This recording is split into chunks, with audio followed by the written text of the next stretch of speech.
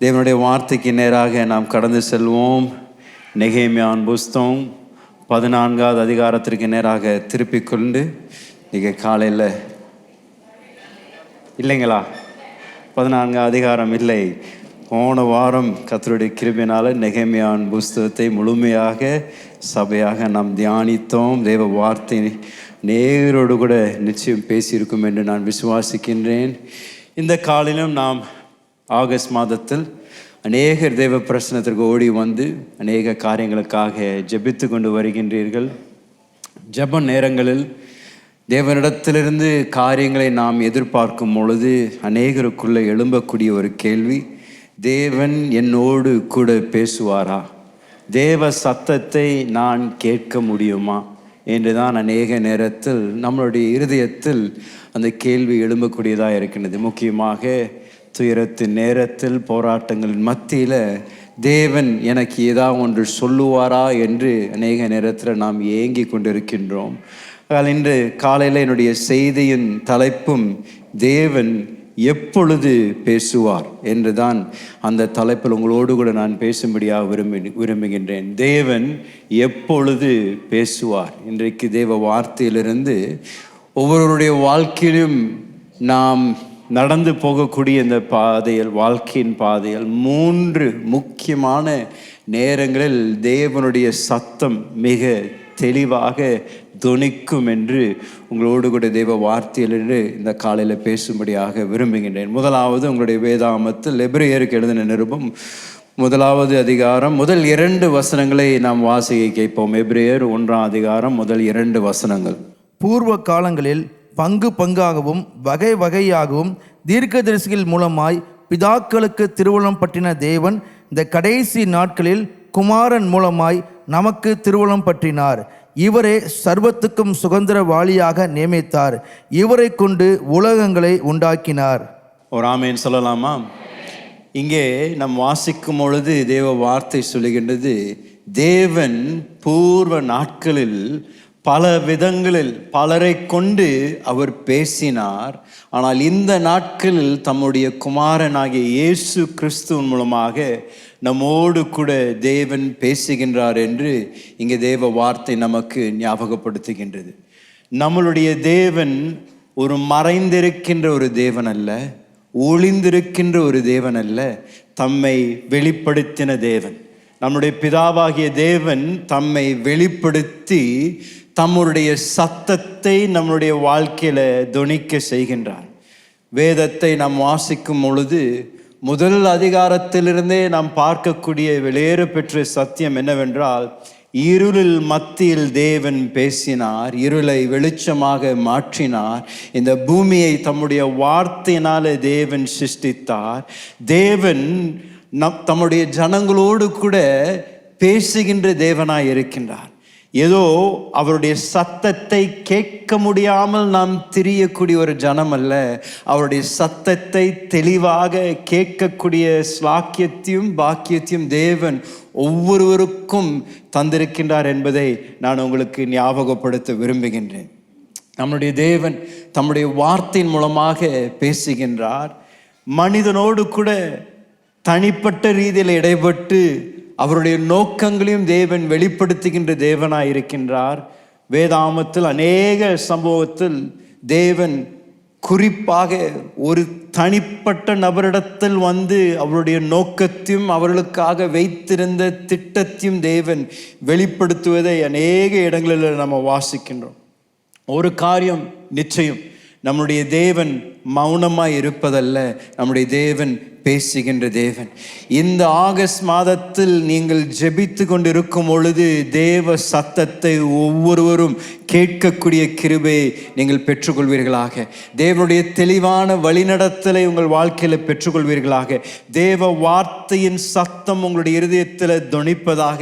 தேவனுடைய வாக்கு தத்தங்கள் உங்களுடைய இருதயத்தில் உறுதியாக அது நிலை நாட்டப்படுவதாக என்று நான் உங்களை பார்த்து சொல்லுகின்றேன். வெறும் தேவன் பேசுகின்ற தேவன் மாத்திரமல்ல, இதில் என்ன ஒரு விசேஷம்னா, அவர் நம்ம இடத்துல பேசும் பொழுது நம்முடைய தேவன் நம்மை பெயர் சொல்லி அழைக்கின்ற தேவனுமாய் இருக்கின்றார். ஏதோ தேவன் நம்ம இடத்துல பேசும் பொழுது சகோதரா, சகோதரியே, மகனே, மகளே என்று மாத்திரம் சொல்லுவதில்லை. ஆண்டவர் நம்முடைய பெயரை சொல்லி பெயர் மூலமாக நம்மை அழைத்து ஒவ்வொருவரையும் தனிப்பட்ட ரீதியில நான் உன்னை அறிந்திருக்கின்றேன், உன் சூழ்நிலையை நான் பார்க்கின்றேன், உன்னுடைய எல்லா நடக்கையை நான் அறிந்திருக்கின்றேன் என்பதை நாம் புரிந்து கொள்வதற்காக தேவன் நம்மை பெயர் சொல்லி அழைக்கக்கூடிய தேவனுமாய் இருக்கின்றார். தேவனுடைய வார்த்தை சொல்கின்றது, தாயின் வயிற்றில் உருவாவதற்கு முன்பதாகவே அவர் நம்மை பெயர் சொல்லி அழைத்த தேவனாய் இருக்கின்றார். இதுதாங்க நம்முடைய அற்புத பரலோக பிதாவுடைய விசேஷம். அவர் ஏதோ பொதுவாக பேசுறதில்ல, ஏதோ ஒரு தந்தி அனுப்புறதில்ல. அவர் உங்களுடைய பெயரை அழைத்து பெயரை சொல்லி உங்களுடைய சூழ்நிலைக்கு ஏற்ற விதத்தில் தேவன் தம்முடைய வார்த்தையின் மூலமாக உங்களோடு கூட இடைபடுகின்ற ஒரு தேவனாய் இருக்கின்றார். இன்றைக்கு மோசேவுடைய வாழ்க்கையை நமக்கு முன்பதாக வைத்து, மோசேவுடைய வாழ்க்கையில 3 காலகட்டத்தில் தேவன் அவனோடு கூட தெளிவாக பேசின அந்த சம்பவங்களை நாம் தியானித்து, அதே போல நம்மளுடைய வாழ்க்கையிலும் தேவன் எப்படி பேசுவார் என்பதை குறித்து உங்களோடு கூட இந்த காலையில் தேவ வார்த்தையை தியானிக்கும்படியாக நான் விரும்புகின்றேன். மோசேவுடைய வாழ்க்கையை பார்க்கும் பொழுது முதலாவது நான் சொல்ல விரும்பின ஒரு காரியம் என்னவென்றால், நாம் உடைக்கப்பட்டிருக்கின்ற நேரத்தில் தேவன் நம்மோடு கூட பேசுகின்ற தேவனாய் இருக்கின்றார். மீண்டும் சொல்றேன், உடைக்கப்பட்டிருக்கின்ற நேரத்தில் தேவன் நம்மோடு கூட பேசுகின்ற தேவனாய் இருக்கின்றார். மோசே ஒரு மிக விசேஷமான ஒரு தேவ மனிதன். வேற எந்த ஒரு மனிதனுக்கும் இல்லாத ஒரு மிக வெளியேற பெற்ற ஒரு ஸ்லாக்கியம் பெற்றிருந்த ஒரு மனிதன் தான் மோசே. தேவனோடு கூட நெருங்கிய ஒரு உறவை கொண்டாடின ஒரு மனிதன், தேவனோடு கூட நெருக்கமாக நடந்த ஒரு மனிதனாய் இருந்தார் மோசே. ஆனால் அவருடைய ஆரம்ப நாட்களில் அப்படியாக இல்லை. மோசேவுடைய வாழ்க்கையை நாம் வாசிக்கும் பொழுது, அவர் வாழ்க்கை குறித்து நம்ம வாசிக்கும் பொழுது, எகிப்தில் பிறந்து வளர்ந்த ஒரு மனிதன். எகிப்தின் அந்த இஸ்ரவேல் ஜனங்கள் பல விதங்களில் பாதிக்கப்பட்டு பல விதங்களில் கஷ்டத்தை அனுபவித்துக் கொண்டிருக்கும் பொழுது, தேவன் ஒரு தீர்க்க தரிசனத்தை நிறைவேற்றுவதற்காகவே மோசேவை அந்த இடத்தில் பிறக்க தேவன் கிருபை தந்தார். மோசே எகிப்தில் பிறந்து வாழ்ந்த பொழுதும் அவருடைய வாழ்க்கை ஒரு சாதாரணமான ஒரு வாழ்க்கையாக காணப்படலை. மோசே மேல ஒரு தெய்வீக ஒரு அழைப்பு இளம் வயதிலிருந்தே இருப்பதை நாம் பார்க்கின்றோம். ஸ்தேவானுடைய சாட்சியின் மூலமாக தான் மோசேவுடைய வாழ்க்கையில என்னென்ன சம்பவங்கள் எப்போ நடந்தது என்று சில காரியங்கள் இன்னும் நாம் தெளிவாக புரிந்து கொள்கின்றோம். ஸ்தேவான் அந்த எல்லா பரிசேயர் சதுசேயருக்கு முன்பதாக கல்லறிந்து கொல்லப்படுவதற்கு முன்பதாக மிக தெளிவாக இஸ்ரவேல் தேசத்தின் வரலாற்றை அழகாக போதித்து ஞாபகப்படுத்தும் பொழுது மோசேவை குறித்தும் அங்கே தெளிவாக பேசுகின்றார். ஸ்தேவான் சொல்லுகின்றார், அப்போஸ்தலர் நடவடிக்கையில் 7வது அதிகாரம் 23வது வசனத்தில் அவர் சொல்லுகின்றார், வாசிங்களேன். அவனுக்கு 40 வயதான போது, அவனுக்கு 40 வயதான பொழுது இஸ்ரவேல் புத்திரராகிய தன்னுடைய சகோதரரை கண்டு சந்திக்கும்படி அவனுடைய இருதயத்தின் எண்ணம் உண்டாயிற்று. அவர் சொல்றாரு, இந்த எகிப்தியனை எப்பொழுது மோசே கொன்றான் என்றால், அவனுக்கு என்ன வயது இருந்த பொழுது? 40 வயது இருந்த பொழுது இந்த எகிப்தியனை கொன்றான் என்று இங்கு ஸ்தேவான் அழகாக சாட்சி கொடுக்கின்றான். அப்படி என்றால் மோசேவுடைய வாழ்க்கை இந்த 40வது வயது வரைக்கும் ஒரு விசேஷமான ஒரு வாழ்க்கையை தான் இருந்தது. பார்வோனுடைய வீட்டில் தத்தெடுக்கப்பட்ட ஒரு மனிதன், ஒரு யூதனுக்கு பிறந்திருந்தாலும் இந்த கால சூழ்நிலை நிமித்தம் அவன் பார்வோனுடைய வீட்டில் வளர்ந்த ஒரு மனிதனாய் இருந்தான். பார்வோனுடைய வீட்டில் வளர்ந்தது மாத்திரமல்ல, சரித்திரத்தை எழுதக்கூடிய யோசிப்பஸ் என்ற ஒரு மனிதன் தெளிவாக சொல்லுகின்றான், பார்வோனுக்கு சொந்த ஒரு மகன் இல்லாத நிமித்தம் தன்னுடைய தங்கச்சி தான் மோசேவை தத்தெடுக்கின்றாள். ஆகையால் பார்வோன் என்ன யோசித்திருந்தார் என்றால், மோசேவை அடுத்த எகிப்துக்கு ஒரு பார்வோனாக ஏற்படுத்தும்படியாக அவனுக்கு இளம் வயதிலிருந்தே அவனுக்கு எல்லா விதத்திலும் பயிற்சியும் எல்லா விதத்திலும் அப்படிப்பட்ட அவனுக்கு தேவையானதை கொடுத்து இவனை ஒரு பார்வோனாக உருவாக்கி கொண்டிருந்தார்களாம். ஏன்னா நீங்க ஸ்தேவானுடைய வார்த்தையை பார்த்தீங்கன்னா அவர் சொல்லும் பொழுது 22வது வசனத்துல ஸ்தேவான் சொல்லுகின்றார் மோசேயை குறித்து. வாசிங்களேன். மோசே எகிப்தியருடைய சகல சாஸ்திரங்களிலும் கற்பிக்கப்பட்டு சாஸ்திரங்களை கற்பிக்கப்பட்டு வாக்கிலும் செய்கையிலும் வல்லவனானான். வாக்கிலும் செய்கையிலும் வல்லவரானார் என்று சொல்லப்படுகின்றது. அப்படின்னா இவர் பல யுத்தங்களை எகிப்திற்கு சார்பாக நடப்பித்தார். பல யுத்தங்களை வெற்றியாக கொண்டு வந்து பெயரையும் புகழையும் பெற்றிருந்த மோசே தான் இவர். எகிப்தில் எல்லாராலும் மதிக்கப்பட்டவர், எகிப்தின் கலாச்சாரத்தில் பயிற்சி பெற்றவர், எகிப்தின் எல்லா வழிபாடுகளை நன்கு அறிந்திருந்த ஒரு மனிதன் தான் மோசே. பார்வோனுடைய அரண்மனையில் வளர்ந்த ஒரு மனிதன். எங்கே போனாலும் அவருக்கு மதிப்பு, மரியாதை, அந்தஸ்து, எல்லா இடங்களிலும் மோசேவை பார்த்து எல்லாரும் மிகவும் என்ன சொல்லுவாங்க, அவரை அண்ணாந்து பார்க்கக்கூடிய ஒரு ஸ்தானத்தில் காணப்பட்ட மனிதன் தான் மோசே. ஆனால் 40வது வயதில் மோசேக்கு ஒன்று நன்கு தெரிந்திருந்தது. அவன்தான் இஸ்ரவேல் ஜனங்களை அடிமைத்தனத்திலிருந்து விடுவிக்கும்படியாக தேவனால் தெரிந்து கொள்ளப்பட்ட ஒரு மனிதன் என்று அறிந்திருந்தான். தேவ நோக்கம் அவர் மேல் இருந்தது என்று அறிந்திருந்து தன்னுடைய சொந்த ஒரு முயற்சியின் நிமித்தம் தன்னுடைய சொந்த செயலின் மூலமாக அந்த தீர்க்க தரிசன வார்த்தையை நிறைவேற்ற அங்க அவர் பிரயாசப்படுகின்றார். எல்லாம் அங்கே குழப்பமாக மாறிவிடுகின்றது.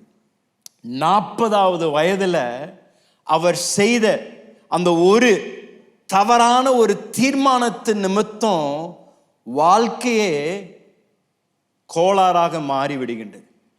ஒரு ராத்திரியில் எகிப்தில் ஒரு இளவரசனாய் இருந்த மோசே ஒரு ராத்திரியில் அவன் அந்த இடத்தை விட்டு ஓடி போகக்கூடிய ஒரு சூழ்நிலை ஏற்படுகின்றது. வசதியில வளர்ந்தான், எல்லாம் இருந்தது, அதிகாரம் இருந்தது, பெயர் புகழ் எல்லாம் இருந்தது. ஆனால் அந்த ஒரு தீர்மானம் எடுத்த நிமித்தம் எகிப்திலிருந்து அவர் ஓடி போய் வனாந்தரத்தில் தன்னுடைய நாட்களை செலவிட ஆரம்பிக்கின்றார். வனாந்தரத்தில் அவர் இருந்த பொழுது மீண்டும் தேவ வார்த்தையில நாம் பார்க்கின்றோம், 40 ஆண்டுகள் வனாந்தரத்தில் அவர் காணப்பட்டார்.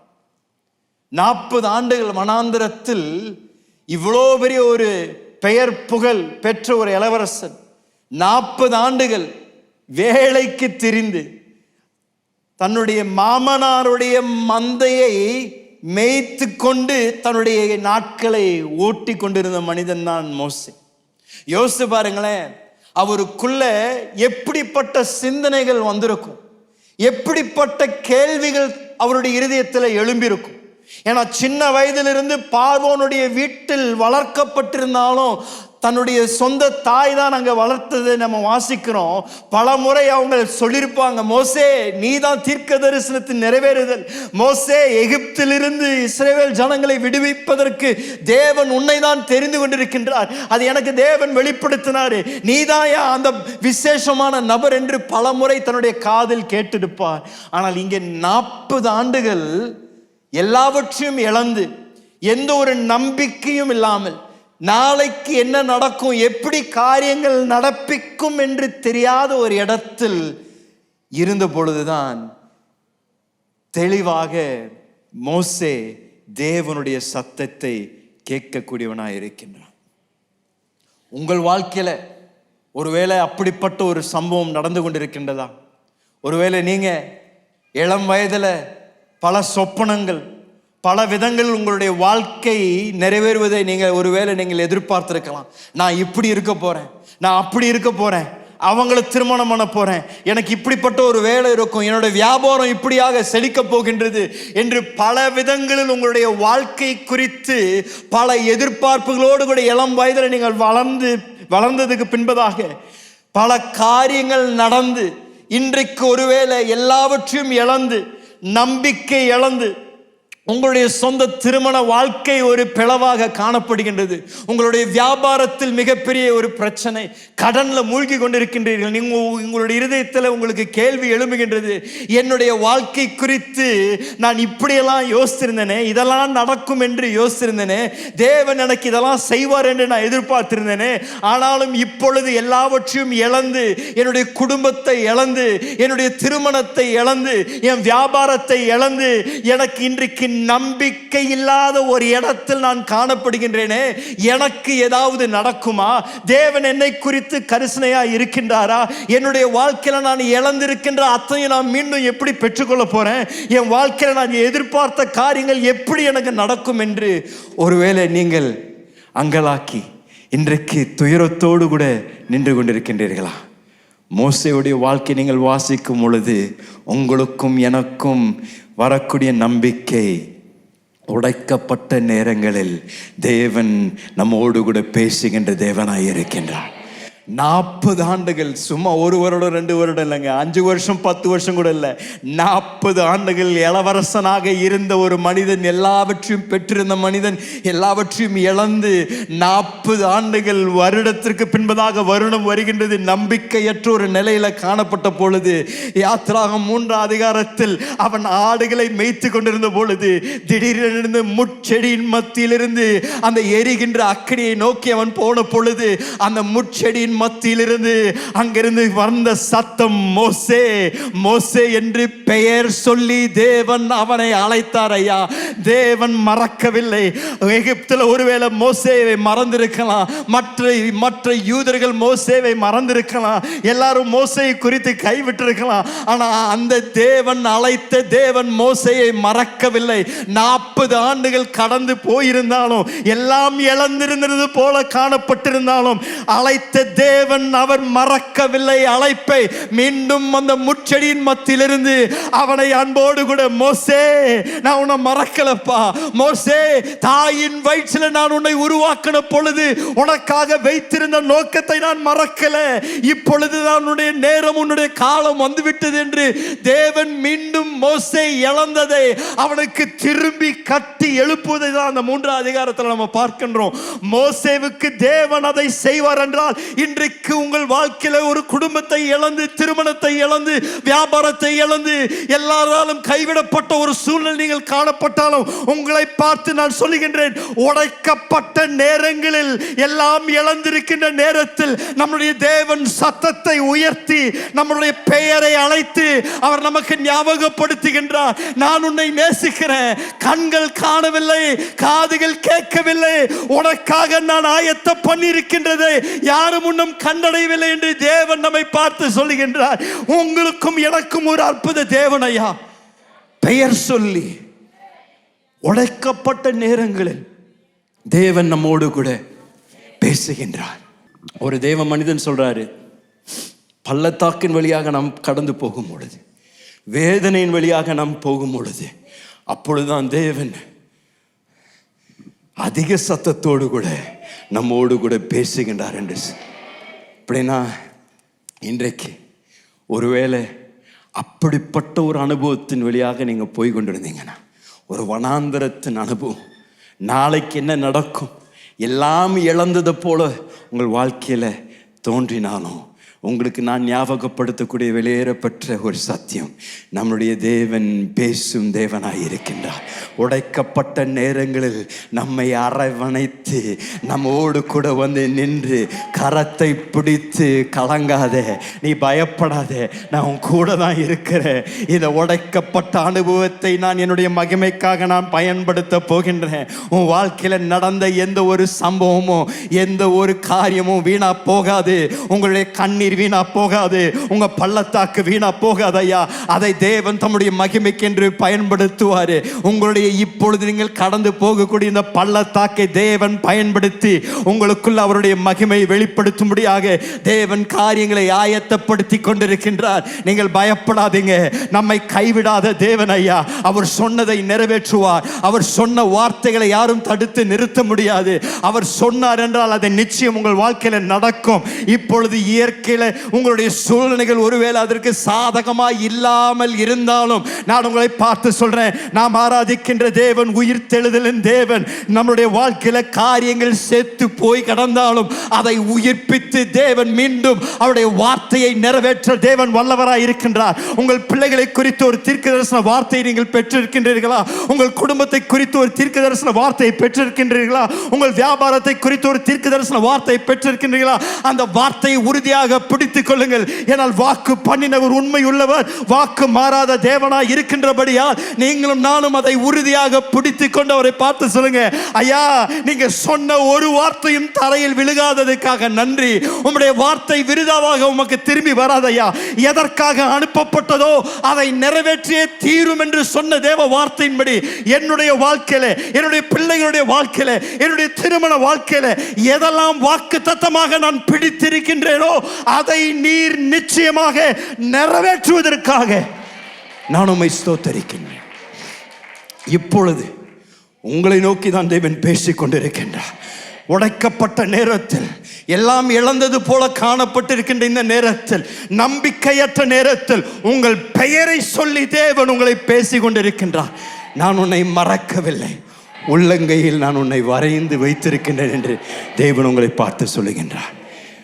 மோசேவை தேவன் 40 ஆண்டுகளுக்கு பின்பதாக அந்த வனாந்தரத்தில் எரிகின்ற முட்செடியின் மத்தியிலிருந்து பெயர் சொல்லி அழைத்து அவனுக்குள் அவருடைய அழைப்பை உறுதிப்படுத்தி மீண்டும் தேவன் அவனை எழுப்புனதை நாம் அந்த அதிகாரத்தில் பார்க்கின்றோம். வெறும் உடைக்கப்பட்ட நேரங்களில் மாத்திரமல்ல, நம்முடைய சத்துருக்கள் நம்மை சூழ்ந்திருக்கும் பொழுது தேவன் நம்மோடு கூட பேசுகின்ற தேவனமாயிருக்கின்றார். நம்முடைய சத்துருக்கள் நம்மை சூழ்ந்திருக்கும் பொழுது நம்மோடு கூட பேசுகின்ற தேவன். இங்கே ஆண்டவர் என்ன பண்றாருன்னா, மோசேயோடு பேசின பின்பதாக மோசேவை என்ன செய்ய சொல்றாருன்னா, மீண்டும் எங்க போக சொல்றாரு? மீண்டும் எங்க போக சொல்றாரு? கொஞ்சம் சத்தமாக தான் சொல்லுங்களேன். மீண்டும் எகிப்துக்கு போக சொல்றாரு. எங்கிருந்து ஓடி வந்தாரு?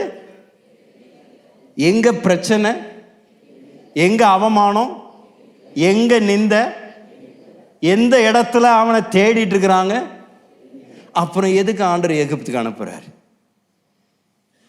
எங்க அவனுக்கு பிரச்சனை ஏற்பட்டதோ, எந்த இடத்துல தலை குனிந்து தலை மறைவானாரோ அதே இடத்திற்கு தேவன் மீண்டும் திரும்பி அனுப்புறார்.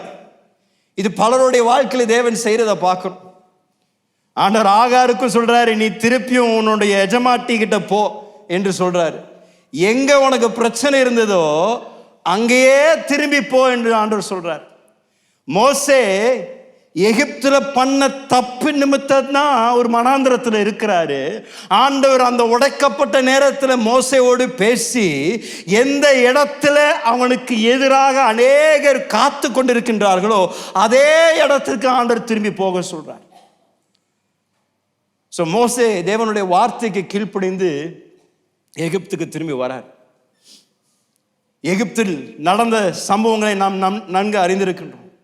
10 வாதைகள் மூலமாக ஆண்டவர் தம்முடைய அற்புத வல்லமையை எகிப்தில் இருக்கக்கூடிய சேனைகளுக்கு ஆண்டவர் வெளிப்படுத்துகின்றார். அவருடைய அற்புத கரத்தினால 400 வருடங்களுக்கு மேலாக அடிமைதனத்தில் இருந்த யூதர்களை தேவன் தம்முடைய புயத்தின் கரத்தினால அற்புதமாக வெளியே கொண்டு வருவதை நாம் அந்த அடுத்த சம்பவத்தில் நம்ம வாசிக்கணும். மோசேயுடைய வாழ்க்கையில் நடந்தது. இதில் என்ன ஆச்சரியம்னா, யாத்திராவும் 12ஆம் அதிகாரத்தில் 36, 37ஆம் வசனம் சொல்லுகின்றது. வாசிங்களேன், யாத்திராவும் 12, 36, 37. கர்த்தர் ஜனங்களுக்கு எகிப்தியரின் கண்களில் தயவு கிடைக்கும்படி செய்ததினால், எகிப்தியனின் கண்களில் தயவு கிடைக்க தேவன் செய்ததனால் கேட்டதை அவர்களுக்கு கொடுத்தார்கள். கேட்டதை அவர்களுக்கு கொடுத்தார். இவ்விதமாய் அவர்கள் எகிப்தியரை கொள்ளையிட்டார்கள். இஸ்ரவேல் புத்திரர் ராமசேசை விட்டு கால்நடையாய் பிரயாணம் பண்ணி. ஏன் ஆண்டவர் சில நேரத்தில் உபத்திரத்தின் இடத்திற்கு திரும்பி அனுப்புறாருன்னா, அதே இடத்துல எதெல்லாம் பறிக்கப்பட்டதோ, எதெல்லாம் எடுக்கப்பட்டதோ, எதெல்லாம் திருடப்பட்டதோ, அது மீண்டும் வட்டி முதல் உங்களுக்கு தரும்படியாகவே தேவன் சில நேரத்தில் மீண்டும் அந்த இடத்துக்கே அனுப்பி வைக்கிறார். இங்கே நீங்கள் எதற்காக அந்த இடத்தை விட்டு வெளியே வந்தீங்களோ, இதை தூக்கிட்டாங்க, எனக்கு இதை தரலை அதை தரலை, என்னிடத்துலேருந்து இதை திருடிட்டாங்கன்னு நீங்கள் சொல்கிறீங்கல்ல, ஆண்டவர் சில நேரத்தில் அதே இடத்துக்கு அனுப்பி அவருடைய தயவை உங்கள் வாழ்க்கையில் ஆண்டவர் விளங்க செய்து, அவர்களே கொண்டு வந்து திருடின பத்திரமாக இருந்தாலும் சரி, திருடின வெள்ளியாக இருந்தாலும் சரி, என்னத்தை உங்கள் இடத்துலேருந்து திருடினாங்களோ அதை திருப்பி உங்களை கொண்டு வந்து கையில் கொடுத்து உங்களை நல்லா அனுப்பி வைக்கிறதுக்குனே ஆண்டவர் அப்படி ஒரு சூழ்நிலை ஏற்படுத்துவார்.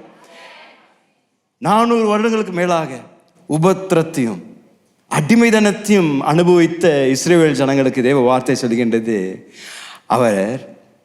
அவருடைய தயவை அவளுக்கு தந்து அத்தனையும் மீண்டும் அவங்க திரும்பி பெற்றுக்கொள்ள தேவன் கிருபை செய்தார். 37ஆம் வசனம் சொல்லுது, வாசிங்களேன்.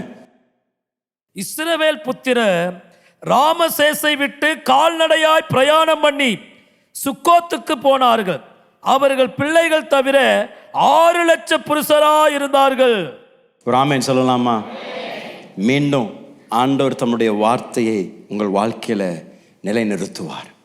அவமானத்தின் இடத்தில் தேவன் மீண்டும் உங்களுக்கு அவருடைய தயவை விளங்க செய்து, அதே இடத்துல தேவன் உங்களை தலை நிமிர்ந்து நிச்சயம் நிற்க செய்வார் தேவனுடைய கிருபையினால்.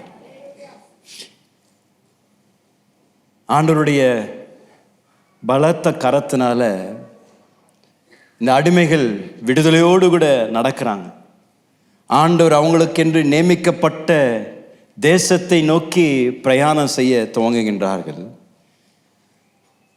அந்த பிரயாணம் துவங்குகின்ற நிலையிலேயே மீண்டும் பார்வோனுடைய இருதயம் கடினமாக்கப்படுகின்றது. இவர்கள் பிரயாணம் செய்வதை பார்த்து இவர்களை மீண்டும் எகிப்திற்கு அடிமைகளாக கொண்டு வரணும் என்று தீர்மானத்தோடு கூட பார்வோன் என்ன செய்கிறாருன்னா, 10வது வசனத்திலிருந்து 12ஆம் வசனம் வரைக்கும் வாசிங்களேன். பார்வோன் சமீபித்து வருகிற போது இஸ்ரவேல் புத்திரர் தங்கள் கண்களை ஏறெடுத்து பார்த்து எகிப்தியர் தங்களுக்கு பின்னே வருகிறதை கண்டு மிகவும் பயந்தார்கள். அப்பொழுது இஸ்ரவேல் புத்திரர் கர்த்தரை நோக்கி கூப்பிட்டார்கள். அன்றியும் அவர்கள் மோசேயை நோக்கி, எகிப்திலே பிரேத குழிகள் இல்லையோ வென்றால் வனாந்தரத்தில் சாகும்படி எங்களை கொண்டு வந்தீர். நீர் எங்களை எகிப்திலிருந்து புறப்பட பண்ணினதினாலே எங்களுக்கு இப்படி செய்தது என்ன? நாங்கள் எகிப்திலே இருக்கும்போது நாங்கள் எகிப்தில் வேலைகள் செய்ய எங்களுக்கு சும்மா விடும் என்று சொன்னோம் அல்லவா? நாங்கள் வனாந்திரத்திலே சாகிறதை பார்க்கிலும் எகிப்திலே வேலை செய்கிறது எங்களுக்கு நலமாய் இருக்குமே என்றார்கள்.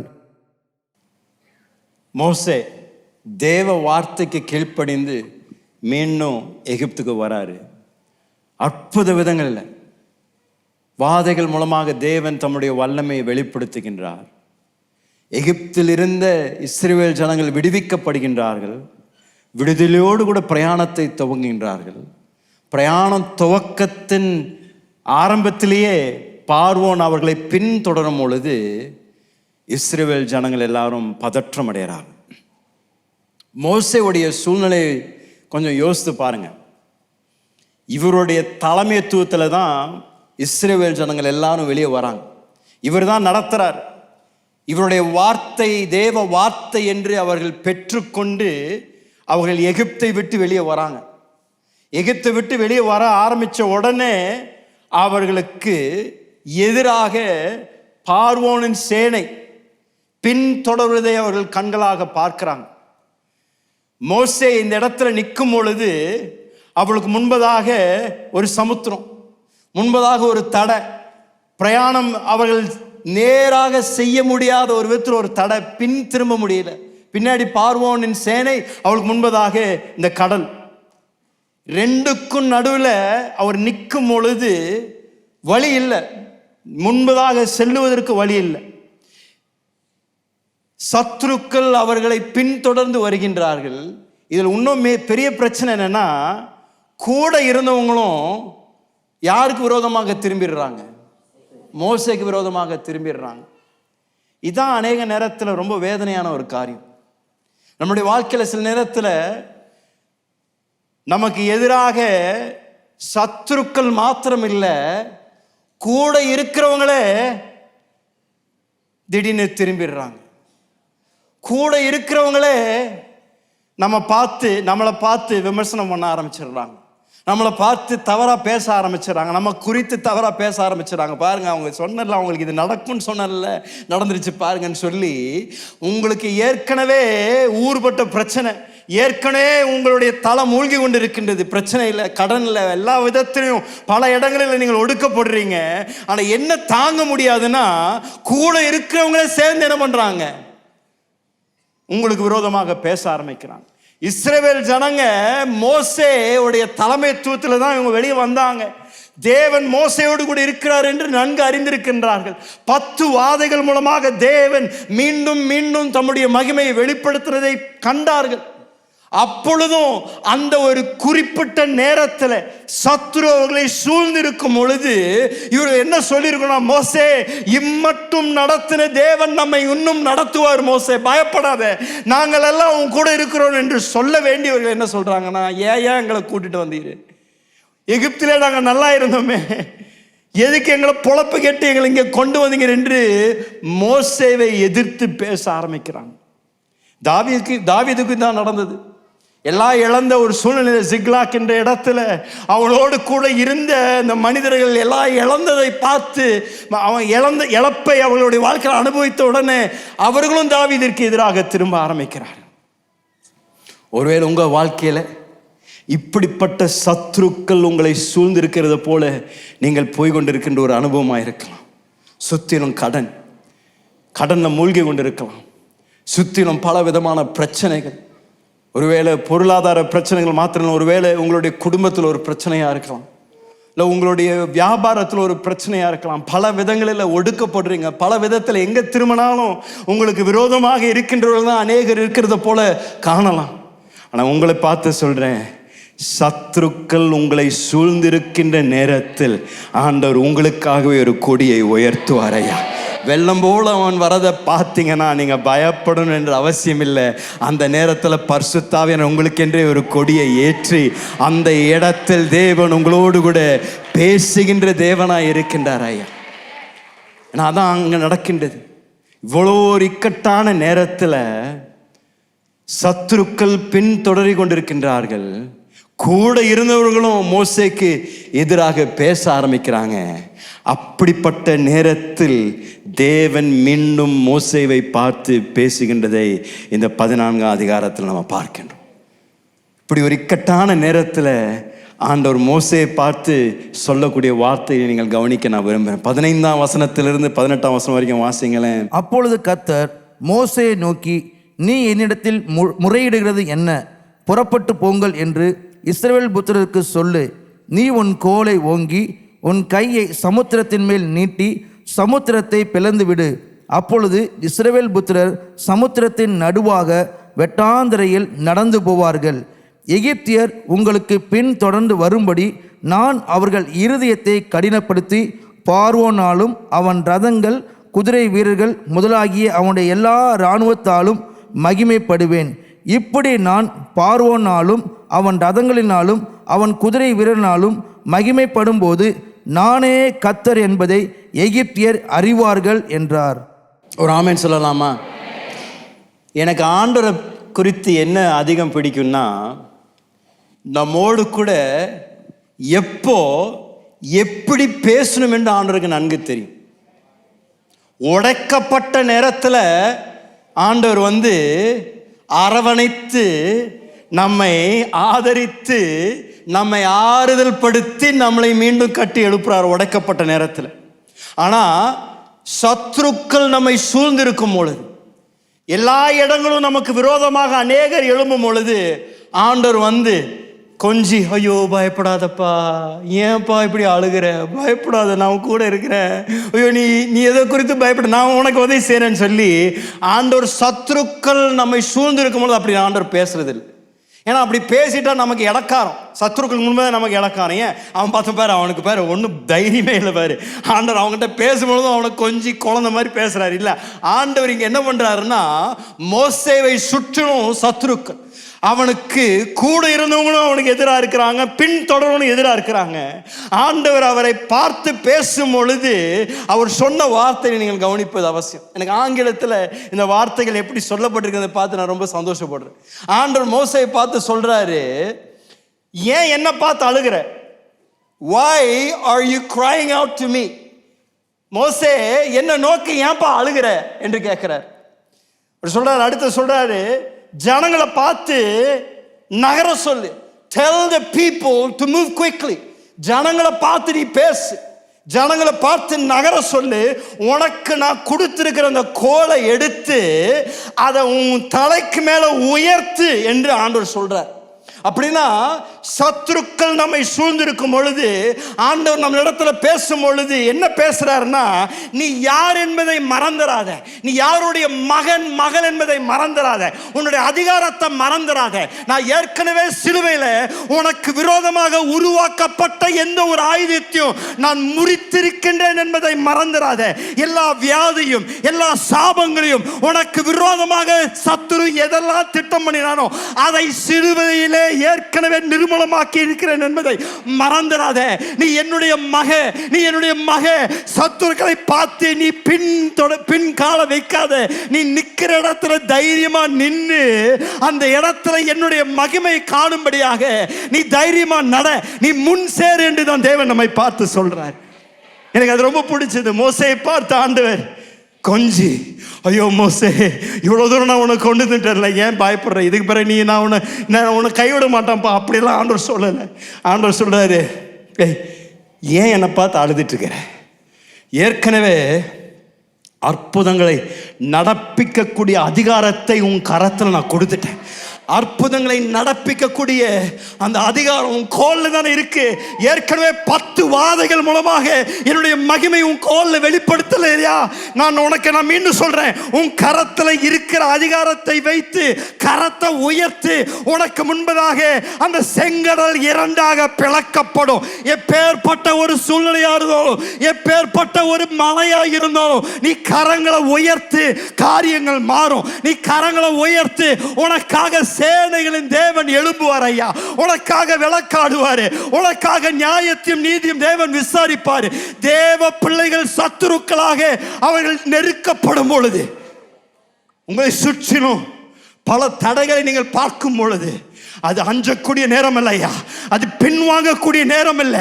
அந்த நேரம் தான் உங்களுடைய சர்வாய வர்க்கத்தை அணிந்து கொண்டு நிற்கிற இடத்துல நின்று தேவன் உங்களுக்கு தந்திருக்கின்ற இந்த ஆவியின் பட்டயத்தை எடுத்து விசுவாசத்தின் கேடகத்தை பிடித்து கொண்டு அவருடைய வார்த்தைகளை வாக்குகளை நீங்கள் அறிக்கை செய்து, அப்பொழுது உங்கள் கால்களை முன்னெடுத்து வைக்கும் பொழுது உங்களுக்கு முன்பதாக இருக்கின்ற செங்கடல் தேவன் 2ஆக பிளக்குவார். இந்த ஆகஸ்ட் மாதத்தில் தேவன் உங்களுக்கு அப்படி செய்வாராக என்று நான் உங்களை பார்த்து சொல்றேன். ஒருவேளை இந்த காலையில தேவ பிரசனத்தில் உங்களை சுற்றிலும் சத்துருக்கள் உங்களை சூழ்ந்திருந்தாலும் தேவ வார்த்தை உங்களை நோக்கி வருகின்றது. நீ எதை குறித்தும் பயப்படாத, நான் தானே உன் கர்த்தர், நான் உன் கூட இருக்கிறேன். நீ எழும்பி, நீ நட, என் வார்த்தையை பேசு என்று தேவன் சொல்லுகின்றார். அங்க ஆண்டவர் அவர் சொன்ன வார்த்தைகளை மோசே கேட்ட உடனே 21ஆம் வசனத்தில் மோசே என்ன செய்தாருன்னா, அவருடைய கரங்களை அவருக்கு முன்பதாக இருந்த செங்கடலுக்கு முன்பதாக கரங்களை அவர் உயர்த்தினார். வாசிங்களே, மோசே தன் கைகளை சமுத்திரத்தின் மேல் நீட்டினான். அப்பொழுது தன் கையை சமுத்திரத்தின் மேல் நீட்டினான். அப்போ சமுத்திரம் என்னையா மோசேக்கு? அதுதான் தடை, அதுதான் மதில், அதுதான் அவனுக்கு முன்பதாக இருந்த ஒரு பர்வதம். முன் செல்ல முடியாத தடை தான் அந்த சமுத்திரம். ஆண்டவர் சொன்னாரு, ஏன் என்னை நோக்கி கூப்பிடுற? ஜனங்களை நடக்க சொல்லு, உன் கரத்தில் இருக்கிற கோலை தூக்கி மேல புடி என்று சொன்ன உடனே மோசே தன்னுடைய கரங்களை உயர்த்தினான். உயர்த்தின உடனே அவனுக்கு முன்பதாக இருந்த அந்த பர்வதம், அவனுக்கு முன்பதாக இருந்த அந்த சமுத்திரம், அவனுக்கு முன்பதாக இருந்த அந்த தடை, அவன் கைகளை உயர்த்தும் பொழுது அது அவனுக்கு முன்பதாக இருந்த தடைகளை தேவன் அகற்ற ஆரம்பித்தார். ஐயா, கிறிஸ்துவன் யுத்தத்தை வித்தியாசமாக செய்கின்றான். மாம்சத்தோடு பலத்தோடு கூட நம் யுத்தத்தை செய்வதில்லை.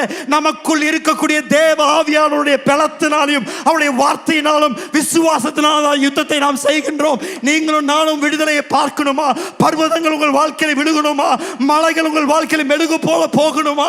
உங்களுக்கு முன்பதாக இருக்கின்ற சமுத்திரம் இரண்டாக பிளக்கணுமா? கையை உயர்த்தையா, கையை உயர்த்தையா. சமுத்திரத்துக்கு முன்பதாக தேவனை துதிக்க ஆரம்பிங்க. சமுத்திரத்துக்கு முன்பதாக நின்று, ஆண்டவரே உம்முடைய வார்த்தையில் நீர் மாறாதவே, நீர் உண்மை உள்ளவே, சொன்னதை செய்கின்ற தேவனா இருக்கின்றபடியா நான் வார்த்தையை நான் அறிக்கை செய்கின்றேன் என்று துதிக்க துதிக்க துதிக்க அந்த மதில் கீழே விழுகும், அந்த சமுத்திரம் இரண்டாக பிளக்கும். தேவனுடைய அற்புத கரத்தை நீங்கள் பார்ப்பீங்க. மோசே தேவனுடைய வார்த்தையின்படி கரத்தை உயர்த்தினாரு. அன்றைக்கு செங்கடல் இரண்டாக பிளக்கப்பட்டது. அதே தேவன் இன்றைக்கு உங்களை பார்த்து சொல்றார், கையை உயர்த்து, கையை உயர்த்து, கையை உயர்த்து.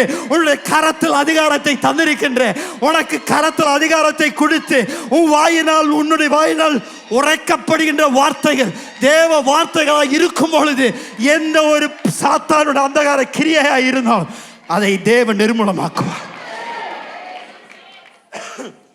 வெட்டாந்தரையில் நடந்தாங்க ஐயா, வெட்டாந்தரையில் நடந்தாங்க.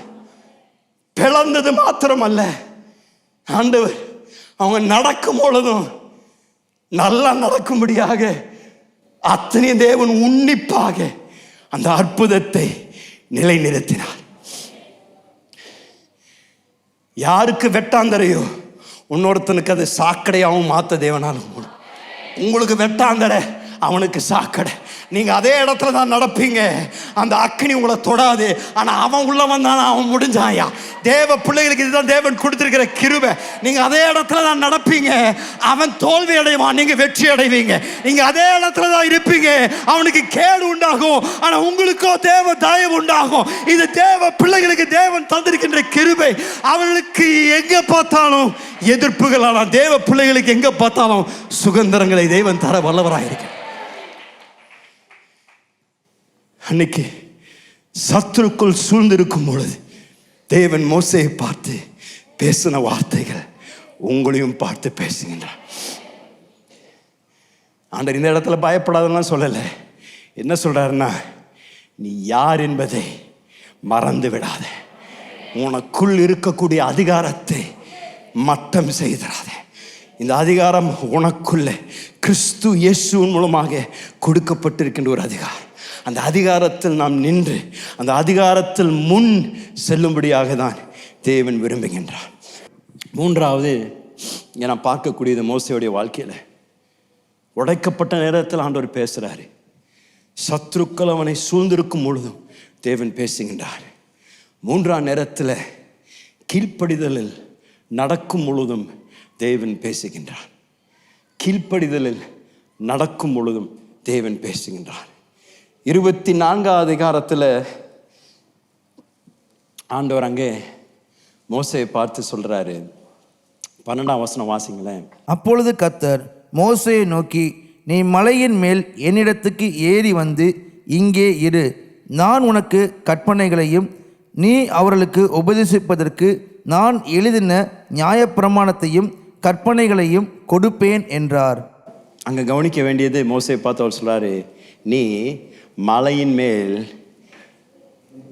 என்னிடத்தில் ஏறி வந்து, மலையின் மேல் என்னிடத்திற்கு ஏறி வா என்று சொல்றார். அநேக நேரத்தில் ஆண்டவர் இந்த ஏறி வா என்று சொல்லக்கூடிய அநேக நேரங்கள் உண்டு. வெளிப்படுத்தல் புத்தகத்தில் கூட 4ஆம் அதிகாரம் 1ஆம் வசனத்தில் ஆண்டவர் தீர்க்க தரிசனமாக உரைக்கின்ற வார்த்தைகள் தான். வாசிங்களேன். 4. இவைகளுக்கு பின்பு இதோ பரலோகத்தில் திறக்கப்பட்டிருந்த ஒரு வாசலை கண்டேன். முன்னே எக்கால சத்தம் போல என்னுடனே பேச நான் கேட்டிருந்த சத்தமானது, இங்கே ஏறி வா, இங்கே ஏறி வா என்று சொல்றார். இங்கே ஏறி வா, மேலே வா, மலைக்கு வா என்று ஆண்டவர் சொல்றார். சுவிசேஷத்தில் மார்க்கு சுவிசேஷம் 3ஆம் அதிகாரத்தில் 13ஆம் வசனத்திலையும் அங்கே ஆண்டுடைய வார்த்தை சொல்லுகின்றது, இயேசு பின்பு அவர் ஒரு மலையின் மேல் ஏறி தமக்கு சித்தமானவர்களை ஆ தம்மிடத்தில் வரவழைத்தார். சித்தமானவர்களை தம்மிடத்தில் வரவழைத்தார். அவர்கள் அவரிடத்தில் வந்தார்கள். அவர் எங்க இருந்தாருங்க? மலையில் இருந்தார். மலையில் இருந்த பொழுது தமக்கு சித்தமானவர்களை தம்மிடத்தில் வர அழைத்தார் என்று தேவ வார்த்தை சொல்லுகிறது. தேவன் பள்ளத்தாக்கின் தேவன் மாத்திரமல்ல, மலைகளின் உச்சியின் தேவனுமாய் இருக்கின்றார். பள்ளத்தாக்கில் அவருடைய அற்புத கரத்தை நீங்கள் பார்க்கலாம், ஆனால் மலையில் அவருடைய அற்புதத்தை ருசிக்கலாம். அந்த ருசிக்கின்ற ஒரு அனுபவத்தையும் தேவன் தம்முடைய பிள்ளைகளுக்கு தருகின்றார். என்ன பிரச்சனைனா, உடைக்கப்பட்ட நேரத்தில் அவர் சத்தம் கேட்காதா என்று நம்ம ஏங்குறோம். ஐயோ, ஒரு இதை சொன்னால் நல்லா இருக்குமே, எதுவும் பேச மாட்டேன்றாரே என்று ஏங்குறோம். சத்துருக்கள் நம்மை சூழ்ந்திருக்கும் பொழுது அப்போதான் அண்ணாந்து பார்க்குறோம், ஆண்டவரே ஏதாவது செய்யுங்க, ஏதாவது சொல்லுங்க என்று நம்ம எதிர்பார்க்கிறோம். ஆனால் இந்த 2 அனுபவங்களுக்கு தாண்டி 3வது ஒரு அனுபவம் இருக்கு. அந்த அனுபவம் என்னன்னா, எல்லாம் நல்லா போய் கொண்டு இருக்கு, எதுவும் பிரச்சனை இல்லை, எல்லாம் நல்லா போய் கொண்டு இருக்கிற நேரத்தில் என்ன ஆயிடுதுன்னா, இயற்கையாகவே அவரை மறந்துடுறோம், அவரை தொடர்வதில்லை, அவரை பின்தொடர்வதில்லை. அநேகருக்கு தேவன் யார் என்றால், துயரத்தின் மத்தியில் ஒரு தேவன், வேதனையின் மத்தியில தேவன், பிரச்சனையின் மத்தியில தேவன். ஆனா தேவன் பள்ளத்தாக்கின் தேவன் மாத்திரமல்ல ஐயா, அவருடைய அநாதி நோக்கம் நம்மை அறியணும், நாம் அவரை அறியணும், அவரோடு கூட நடக்கணும். இதுதான் மோசேவை பிரித்து எடுத்து வைத்த ஒரு காரியம் என்று நான் சொல்லுவேன். மோசே தேவனை அவருடைய பிரச்சனை நேரத்தில், இருள் சூழ்ந்த நேரத்தில் மாத்திரம் தேவனை தேடலை. எல்லாம் நல்லா போய் கொண்டிருந்த பொழுதும் அவன் தேவன் மேல ஒரு பற்றுடையவனாக இருந்தான். தேவனை இன்னும் அறியணும், இன்னும் ருசிக்கணும், தேவனை என்னுடைய வாழ்க்கையில நான் இன்னும் அனுபவிக்கணும் என்ற ஒரு தாகம், அவனுக்குள்ள தீர்க்க முடியாத ஒரு தாகம் மோசேக்குள்ள எப்பொழுதும் காணப்பட்டது. மோசே தேவனுடைய பர்வதத்தில் அவரோடு கூட அநேக நாட்களை செலவிட்ட பின்பதாகும் அவருக்குள்ள இருந்த ஒரே ஒரு கோரிக்கை, ஆண்டோடத்தில் அவர் கேட்கக்கூடியது தான். யாத்ரா 33ஆம் அதிகாரத்தில் அவர் சொல்லக்கூடியது, நீங்கள் மாத்திரம் எங்களோடு வரலனா நாங்கள் இந்த இடத்தை விட்டு நாங்கள் போக விரும்பலையா என்று சொல்கிறார். நீங்கள் உங்கள் பிரச்சனை எங்களோடு கூட இருக்கணும், எப்பொழுதும் உங்கள் பிரச்சனை எங்களோடு கூட தான் இருக்கணும் என்று கேட்டது மாத்திரம் இல்லை. ஆண்டவர் சொல்கிறார், மோசே அதை உனக்கு நான் தந்துடுறேன். 17ஆம் 18ஆம் வசனத்தை ஆண்டவர் சொல்றாரு, அப்பொழுது கர்த்தர் மோசேயை நோக்கி, நீ சொன்ன இந்த வார்த்தையின்படியே செய்வேன், நீ சொன்ன இந்த வார்த்தையின்படியே நான் செய்வேன். நீ கேட்ட விண்ணப்பம் கூட இல்லை, அவர் சொல்லல, நீ சொன்ன வார்த்தையின்படி நான் செய்வேன். என் கண்களில் உனக்கு கிருபை கிடைத்தது, உனக்கு கிருபை கிடைத்தது, உன்னை பெயர் சொல்லி அழைத்து அறிந்திருக்கிறேன் என்றார். உன்னை பெயர் சொல்லி அழைத்து அறிந்திருக்கின்றேன். அங்க ஒரு ஒரு ஃபுல் ஸ்டாப் வருதுங்களா, ஒரு முற்றுப்புள்ளி வருதா? தமிழ் அதானே, முற்றுப்புள்ளி தானே. நீங்களா இருந்தா, நானா இருந்தா, ஐயா நன்றி ஐயா, இது போதும், இது போதும் எனக்கு, நீங்க என் கூட இருக்கிறீங்க, என் பேரை நீங்க அறிஞ்சிட்டீங்க, என் கூட வருவேன்னு சொல்லிட்டீங்க, ஐயா 1000 சோத்திரம் கும்பிடு போடும், எனக்கு நீங்க இது இருந்தா இது பண்ணீங்கன்னா போதும் அப்படின்னு சொல்லிட்டு மலையை விட்டு கீழே இறங்கி இருப்போம். ஆனா மோசேக்கு ஒரு பிடிவாதம், மோசேக்கு ஒரு தீராத ஒரு ஆசை. இவ்வளவு அற்புதங்களை பார்த்துட்டேன், இவ்வளவும் அவரிடத்துல அனுபவிச்சுட்டேன், இன்னும் அவரை நான் அறியணும், இன்னும் அவருடைய மகிமையை நான் பார்க்கணும், இன்னும் நெருங்கி நடக்கணும். எனக்கு போதாதையா, தேவன் எனக்கு போதாது. நான் ருசித்தது போதாது, நான் அனுபவித்தது போதாது, அவர் கேட்டது போதாது, அவர் என் பெயர் அறிந்திருக்கிறதும் எனக்கு போதாது. அதுல நான் திருப்தியா இல்லை. எனக்கு இன்னும் ஒண்ணு வேணும் ஐயா, இன்னும் ஒண்ணு எனக்கு செய்யுங்க என்று தேவனை இன்னும் பின் தொடரி அவன் கேட்கக்கூடிய அந்த விண்ணப்பத்தை நீங்க கவனிக்கும் பொழுது அவனுடைய இருதயத்தை நீங்க பார்க்குறீங்க. மோசேக்குள்ள இருந்த ஏக்கமெல்லாம் அவரை நான் அறியணும். அவர் சத்தத்தை கேட்டா போதாது, அவர் எனக்கு அற்புதம் பண்ணா போதாது, எனக்கு வழிகளை திறந்தா மாத்திரம் போதாது. அவன் ஆண்டவரை பார்த்து சொல்றாரு, கர்த்தர் மோசேயை நோக்கி, வாசிங்களேன். அப்பொழுது கர்த்தர் மோசேயை நோக்கி, நீ சொன்ன இந்த வார்த்தையின்படியே செய்வேன். என் கண்களில் உனக்கு கிருபை கிடைத்தது, உன்னை பெயர் சொல்லி அழைத்து அறிந்திருக்கிறேன் என்றார். அப்பொழுது அவன், உம்முடைய மகிமையை எனக்கு காண்பித்தருளும் என்றான். அவன் கேட்குறான், கேட்டதெல்லாம் கொடுத்துட்டீங்க, விரும்பினதெல்லாம் செய்துட்டீங்க, என் பெயரை கூட நீங்கள் அறிஞ்சிருக்கிறீங்க, ஆனால் அது எனக்கு போதாது. எனக்கு இப்போ என்ன வேணும்னா, எந்த மனிதனும் இதுவரைக்கும் உங்களை கேட்காத ஒரு காரியத்தை நான் கேட்க விரும்புகிறேன். எந்த மனிதனும் தேவனை தரிசித்து உயிரோடு இருந்ததில்லை, ஆனால் நான் உங்களை பார்த்து கேட்குறேன், உம்முடைய மகிமையை எனக்கு காண்பித்திரணும் என்று தேவனை பார்த்து கேட்கலாம். என்ன ஒரு அற்புதமான ஒரு தேவனை பின் தொடரக்கூடிய ஒரு பசி, ஒரு தாகம். தேவனை உடைக்கப்பட்ட நேரங்கள் மாத்திரமல்ல, சத்துருக்கள் சூழ்ந்திருக்கிற நேரங்கள் மாத்திரமல்ல, அந்த கீழ்ப்படிதலில் நடக்கும் பொழுது, எல்லாம் நன்மையாக இருக்கும் பொழுதும் அவர் மேல் இருக்கின்ற அந்த பக்தியும் பற்றியும் அந்த வாஞ்சியும் நாம் என்றைக்கும் விட்டுவிடக்கூடாது ஐயா. அவரை வெறும் ஆபத்தின் காலத்தில் மாத்திரம் கூப்பிடக்கூடிய தேவனாய் இருக்கக்கூடாது. நன்மையின் நேரத்திலையும் எல்லாம் நன்மையாக நடந்து கொண்டிருக்கும் பொழுதும் அவர் தேடக்கூடிய தேவனையா. அவரை நீங்கள் விரும்பக்கூடிய ஒரு தேவனாய் மாறணும். அவர் மோசையை குறித்து தேவ வார்த்தை சாட்சியாக சொல்லுகின்றது. உபாகம் வாசிங்களேன். உபாகம் 34வது அதிகாரம் 10வது வசனத்தில் ஆண்டுடைய வார்த்தை சொல்லுகின்றது, மோசே எகிப்திலே பார்வோனுக்கும் அவனுடைய எல்லா ஊழியக்காரனுக்கும் அவனுடைய தேசம் அனைத்திற்கும் செய்யும்படி கர்த்தர் அவனை அனுப்பி செய்த சகல அடையாளங்களையும் அற்புதங்களையும் அவன் இஸ்ரவேல் எல்லாருக்கும் பிரத்யட்சயமாக செய்த சகல வல்லமையான கிரியைகளையும் மகா பயங்கரமான செய்களையும் பார்த்தார்கள். கர்த்தரை முகமுகமாய் அறிந்த மோசேயைப் போல ஒரு தீர்க்கதரிசியும் இஸ்ரவேலில் அப்புறம் எழும்பினதில்லை என்று விளங்கும். அவனுடைய வார்த்தை சொல்லுகிறது, கர்த்தரை முகமுகமாய் அறிந்த மோசேவை போல ஒரு தீர்க்கதரிசியும் இஸ்ரவேலில் அதற்கு பின்பதாக எழும்பவில்லை என்று சொல்லுகின்றது. இந்த ஆகஸ்ட் மாதம் அநேக காரியங்களுக்காக ஜெபித்து கொண்டிருக்கின்றீர்கள். நிச்சயம் தேவன் பதில் தருவார். நிச்சயம் தேவன் வழி வாசலை திறப்பார். அவருடைய அற்புத கரத்தை நீங்கள் பார்ப்பீங்க.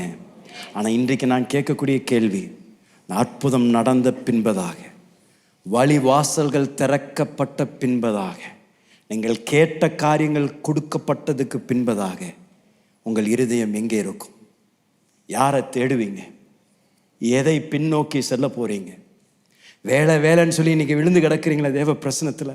ஆண்டவரே எனக்கு ஒரு வேலையை தாங்கன்னு சொல்லி கேட்குறீங்களா? அந்த வேலை உங்களுக்கு கொடுக்கப்பட்ட பின்பதாக அந்த வேலை ஒரு தெய்வமாய் மாறுமா? வீடு ஆண்டவரே எனக்கு வீடு கட்டித்தாங்கன்னு சொல்லி கேட்குறீங்கள, அந்த வீடு தேவன் கட்ட கிருபை தந்த பின்பதாக அந்த வீடு ஒரு தேவனாய் மாறுமா? பிள்ளையை தாங்க ஆண்டவரே, பிள்ளையை தாங்க என்று கேட்குறீங்கள, அந்த பிள்ளையை தந்த பின்பதாக அந்த பிள்ளை உங்களுக்கு தெய்வமாய் மாறுமா? தேவன் மிக வைராக்கியம் உடையவர். அவர் யாரோடு கூட அவரை விட்டு கொடுக்க மாட்டார். அவர் மாத்திரம்தான் தேவன். அவருக்கு ஈடில்லை, இணை இல்லை. அவர் மாத்திரம்தான் நம்முடைய இருதயத்தின் ஏக்கமாக இருக்கணும். அவர் மாத்திரம்தான் நம்முடைய ஆராதனையின் நோக்கமாக இருக்கணும். அவர் மாத்திரம்தான் நம்முடைய அனுதின வாழ்க்கையின் பின் தொடர்தலாக இருக்கணும். ஐயா, கிறிஸ்தவர்கள் இதை மறந்துவிடக்கூடாது. வேலை என்று கேட்டு வேலை கிடைத்த பின்பதாக, குடும்பம் என்று கேட்டு குடும்பம் கிடைத்த பின்பதாக அதை கொடுத்த தேவனை மறந்துவிட்டு மற்ற காரியங்களே மூழ்கி போயிட்டீங்கன்னா அதில் என்ன அர்த்தம்? அதில் பிரயோஜனம் இல்லையே.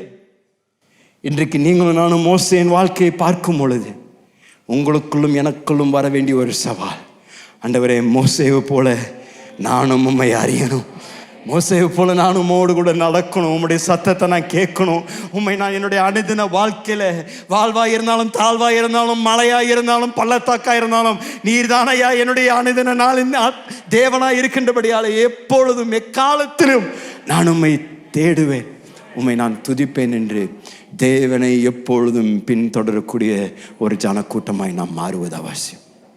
தேவன் எப்பொழுதையா பேசுவார்? உடைக்கப்பட்ட நேரங்களில் தேவன் உயர்த்த சத்தத்தில் பெயர் சொல்லி பேசக்கூடிய தேவனாய் இருக்கின்றார். சத்துருக்கள் சூழ்ந்திருக்கின்ற பொழுது தேவன் நம்மை பார்த்து பேசுகின்ற தேவனாய் இருக்கின்றார். அவருக்கு கீழ்ப்படிந்து நடக்கும் பொழுது நம்மோடு கூட நெருங்கி பேசி உறவாடி நடக்கக்கூடிய தேவனுமாய் இருக்கின்றார். என்னோடு கூட எழும்பலாமா தேவ பிரசனத்தில் இந்த காலையில் ஒரு ஜெபத்தை செய்யுங்க ஆண்டவரிடத்தில். இந்த காலையில் அநேக காரியங்களுக்காக அவரிடத்தில் விண்ணப்பம் செய்கிறோம், அநேக காரியங்களுக்காக தேவனை நாம் இன்றைக்கு தேடி கொண்டிருக்கின்றோம். ஆனால் எல்லா ஆசீர்வாதங்களுக்கும் ஊற்றும் காரணமாக இருக்கின்ற தேவன் மேல்தான் நம்மளுடைய கவனமும் நம்முடைய ஆராதனையும் இருப்பது அவசியம். இன்றைக்கு அவருடைய கரத்தை தேடுவதற்கு பதிலாக அவரை முகத்தை தேடக்கூடிய ஒரு ஜனக்கூட்டமாய் நாம் மாற தேவன் நமக்கு கிருபை தருவாராக. இன்னும் அவரை அறியணும், இன்னும் அவரோடு கூட நடக்கணும், அவருடைய பிரசனம் என் வாழ்க்கையில் எப்பொழுது நான் அனுபவிக்கணும். அதான் மோசே கேட்குறாரு, இந்த இடத்த விட்டு நாங்கள் போக விரும்பலை, நீங்கள் வரலைன்னா நான் போகலை, நீங்கள் கூட இல்லைன்னா நான் அதை செய்ய மாட்டேன், நீங்கள் இருக்கணும், நீங்கள் வரணும், எங்கள் கரத்தை பிடிக்கணும் அப்படின்ற ஒரு விண்ணப்பத்தை தான் அவர் ஆண்டவருடைய பிரசனத்தில் வைக்கிறார்.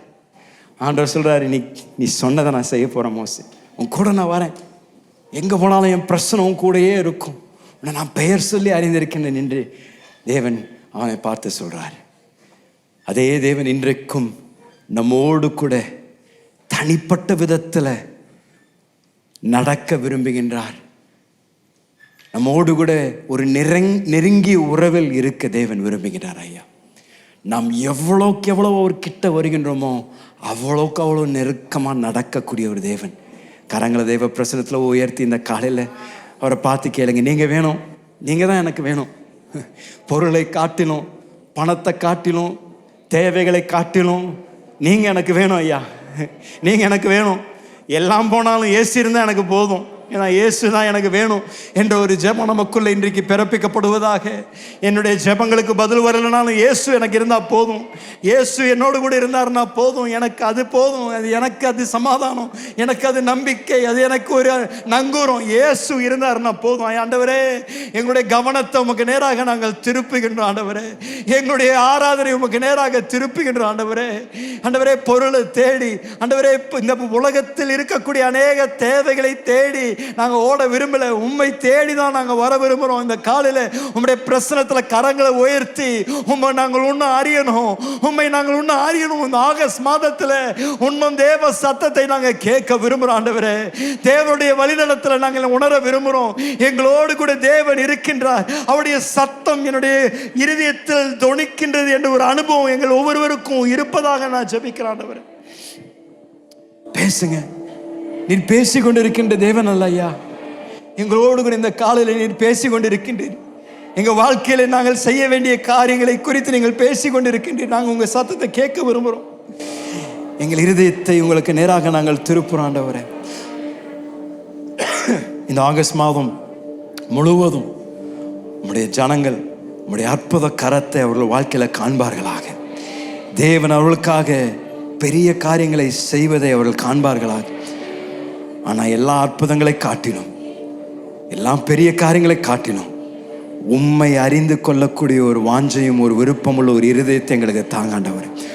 மோடு கூட நடக்க, மோடு கூட நெருங்கி இருக்க, மோசேவை போல உம்முடைய பிரசனத்தை தேடக்கூடிய அந்த வாஞ்சை எங்களுக்கு தாங்க நாங்கள் ஜெபிக்கிறாண்டவர்.